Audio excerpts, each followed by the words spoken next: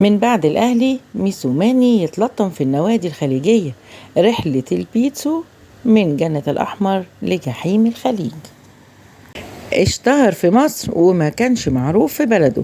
بعد فوزه الكبير انتشر اسمه وهو مدرب سندوز على النادي الأهلي بالخماسية الشهيرة اللي بقت وصمة عار إلى الآن على جماهير النادي الأهلي واللاعيبة. وفجأة حاله اتغير من حال إلى حال تاني خالص، والسبب كابتن محمود الخطيب رئيس النادي الأهلي. بيتسو موسيماني بقى مدرب الفريق من أول تعيينه إلى هذه اللحظة، والحق يتقال إنه من أول يوم مسك فيه الأهلي أبدع إبداع ما قدموش في تاريخه قبل كده، واللي ساعده على كده لعيبة الأهلي وإدارته، وكمان قدر يخلي الكل يعمل له ألف حساب. وأول بطولة حققها مع النادي الأهلي كانت بعد غياب 3 سنين، وهي بطولة دوري أبطال أفريقيا، وكانت أشهر بطولة في تاريخ المارد الأحمر، بطولة اللاعب أفشة. وتتوج النادي الأهلي بأول بطولة الموسيماني. كل الناس حبته، وقبل أي ماتش بيبقوا عارفين إنه داخل هيخلص على طول وهيكسب، وقدر كمان يكسب سندورس اللي هو عقدة الفريق.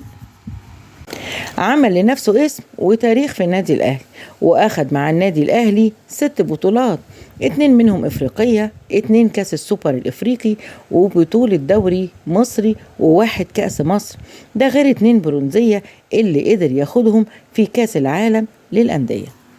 بعد كده بدأت الأوضاع بينه وبين النادي الأهلي تتوتر، وقرر فسخ التعاقد معاه بالتراضي، ومن بعدها اسمه بدأ يتسمع في كل مكان، والكل كمان عاوز يدرب فريقه، لحد ما مسك فريق أهلي جدة السعودي وقدر يصعده لدوري المحترفين، ولكن ما كملش معاهم وسابهم ومشي. شكله من بعد النادي الأهلي مش عارف يستقر مع نادي. وتم التعاقد مع نادي الوحدة الإماراتي، التعاقد معاه رسميا. الغريب بقى ان نادي الوحدة ده بتاع الفريق اللاعب اسماعيل مطر، اللي عمره وصل ل40 سنة، يعني بعد ما كان بيدرب اشبال زي هاني وعبد المنعم وعبد القادر هيدرب السن ل40 سنة. ومش بس كده، ده من ضمن الفريق اللاعب البرازيلي ماتيوس، واللي مش فاكر هو مين تعالوا نفتكر سوا مع بعض. ماتيوس ده لاعب كان من ضمن فريق الهلال السعودي اللي اتطرد من فريقه قدام النادي الأهلي في كأس العالم للأندية لما كانوا بيلعبوا على المركز الثالث، وده كان تحت قيادة ميسوماني للمارد الأحمر.